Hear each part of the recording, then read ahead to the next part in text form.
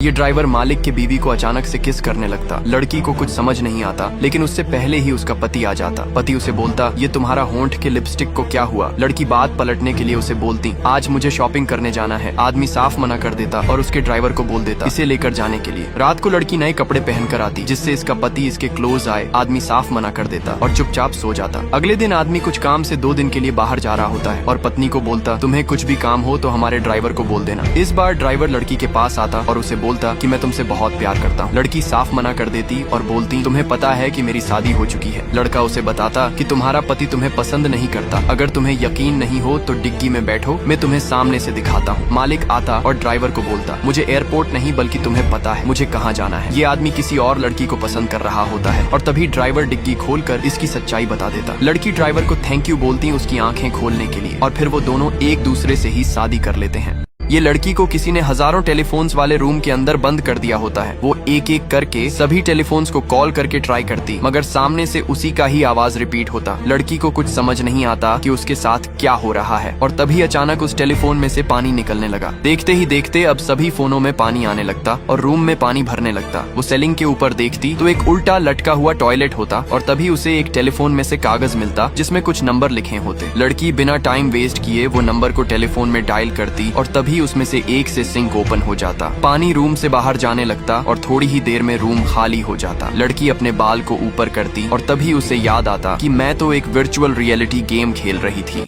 किसी ने इन दोनों लोगों को फुली व्हाइट रूम में बेहोश करके बंद कर दिया होता। लड़की को जब होश आता तो वो इस लड़के के साथ पाती और पूरी तरह डर जाती। लड़की दरवाजा खोलने की कोशिश करती मगर वो लॉक होता और तभी लड़का इसे बताता कि ये तभी खुलेगा जब मेरा डोपामाइन बढ़ जाएगा। लड़की बोलती, डोपामाइन बढ़ाने के लिए कम से कम हमारे पास मोबाइल तो होना चाहिए। लड़का बोलता, हमारे पास फोन तो नहीं है मगर एक आइडिया जरूर है। वो लड़की को पास में बुलाता और उसके कान में बोलता, हम बिना मोबाइल के भी साथ में संबंध बना सकते हैं। लड़की उसे झापड़ मारती और उस ठरकी को दूर जाकर बैठने को बोलती। थोड़ी देर बाद लड़की को जोर से पेशाब लग जाता और वो लड़के को बोलती, तुम्हारे पास कुछ आइडिया आया क्या बाहर जाने का। लड़का मना कर देता और तभी लड़की उसके पास आकर पूछती, क्या तुम्हें अंडरवेयर पसंद है। और तभी वो अपना स्कर्ट ऊपर करके दिखाने लगती। लड़का उसे दूर जाने बोलता और लड़की फिर से दरवाजा खोलने की कोशिश करती। इस बार लड़की को पेशाब कंट्रोल नहीं होता तो वो लड़के के पास आती और अपना कपड़ा खोलने लगती जिससे कि इसका डोपामिन इंक्रीज हो। लड़का आंख बंद कर लेता और तभी वो इसका निचला हिस्सा जोर से दबाती और दरवाजा खुल जाता। ये आदमी किसी भी जगह में से आराम से बाहर निकल जाता और अपने आप को पहले के रूप में ढाल देता। ये लोग उसे गोली मारते पर इसे कुछ भी फर्क नहीं पड़ता और जान बचाने के लिए लिफ्ट में चले जाते। आदमी तलवार घुसाकर लिफ्ट को दोनों बाजू से खोल देता और तभी वो इसे गोली मारते, लेकिन फिर से वो अपने पहले के रूप में आ जाता। आदमी लिफ्ट के ऊपर कूदकर इन्हें तलवारों से अलग अलग जगह पे मारता पर किसी को भी तलवार लगती नहीं। नीचे आते ही वो लड़के की कार को छीनते और वहाँ से भागने लगते। आदमी लिफ्ट के अंदर से अपने आप ही बाहर आ जाता और इनका पीछा करने लगता। ये लोग उसे बहुत गोली मारते पर इसे रत्ती भर भी फर्क नहीं पड़ता और इनका पीछा करते जाता। आदमी इनके कार के पीछे लटक जाता और कांच तोड़कर अंदर जाने लगता और तभी इनका बॉस अपनी शॉटगन निकालकर इसे कार पर से नीचे गिरा देता। गाड़ी पे पड़े आदमी के शरीर के टुकड़े को लड़का देखता और उसे नीचे गिरा देता। आदमी पीछे से आकर अपने जूते के हिस्से को फिर से जोड़ लेता और वहाँ से चला जाता अपने दूसरे प्लान को एग्जीक्यूट करने के लिए।